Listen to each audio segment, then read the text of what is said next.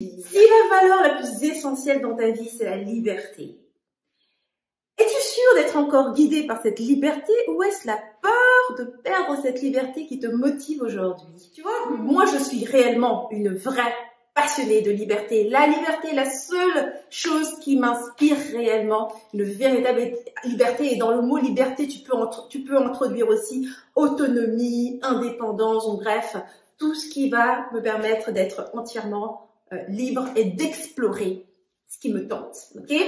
Pendant longtemps, j'ai travaillé et développé une entreprise avec cette idée. J'ai revu mes relations avec cette idée de liberté. Tu sais, ces relations dans lesquelles je me sens libre d'être moi-même. J'ai revu mes activités, ce que je faisais dans mon temps libre, dans ma vie sociale. Toutes ces choses ont été revues avec en tête cette notion de liberté, d'indépendance, d'autonomie. Mais sans me rendre compte, tranquillement, je me suis retrouvée de l'autre côté où en fait mes décisions n'étaient plus motivées par le désir de liberté, mais par la peur de perdre ma liberté, la peur de souffrir, okay? De me retrouver dans des contraintes, des choses que j'avais pas envie de vivre. Donc ce sont deux choses différentes. Aujourd'hui, je vais te donner 3 indices que j'ai observés et qui vont te permettre de distinguer: est-ce que tu es motivé par ton désir de liberté ou est-ce la peur de perdre cette liberté qui motive tes décisions aujourd'hui? Alors voici l'indice numéro 1. Tu n'écoutes plus tes désirs. Tu vois, pendant un moment, je n'écoutais plus mes désirs, dans le sens où j'avais intégré, grâce à toutes mes notions spirituelles, que la source de toute souffrance, c'était les désirs. Et effectivement, quand tu es satisfait avec ce que tu as, c'est fini la souffrance, tu es heureux, tu as ce qu'il te faut, tu es satisfaite. L'ennui, c'est que les désirs, c'est ce qui te fait explorer, c'est ce qui te fait regarder le monde. Et le pire, c'est qu'on a aussi associé désir et manque. Ce sont deux choses différentes. Tu peux désirer une chose sans souffrir de son manque.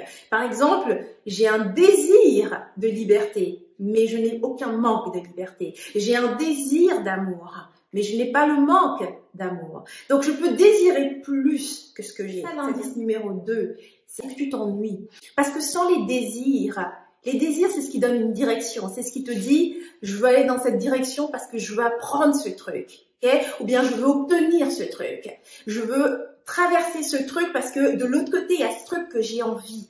Les désirs vont mener tes aventures. Et quand tu désires les bonnes choses, des choses qui sont alignées avec réellement ton cœur, ce qui fait briller tes yeux de petite fille, ça va rendre toute ton aventure complètement fantastique.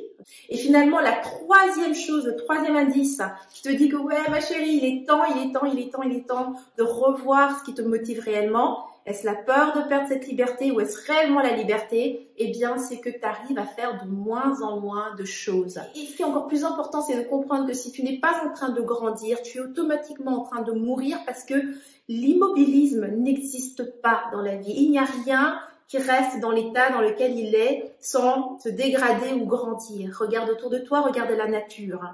Donc ce sont les 3 indices qui t'indiquent que tu es motivé par la peur et non la liberté.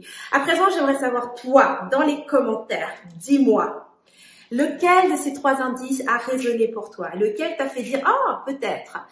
Note-le dans les commentaires et si tu as une autre idée, vas-y, écris également dans les commentaires, j'adorerais savoir quelle est ta perspective des choses. Donc c'est ce qui termine cette capsule inspiration. Si tu veux d'autres inspirations comme celle-ci, vas-y, tu me rejoins sur mon site web, sur rebellecreative.com. Il y en a plein, une tonne qui t'attendent. Et bien moi je te dis, ben voilà, c'est terminé. Donc moi je te dis à la prochaine. C'était Henriette Ndaka et d'ici là, agis comme une rebelle créative, tu vis à fond, sans culpabiliser, sans complexe et bien sûr sans stress. Mouah.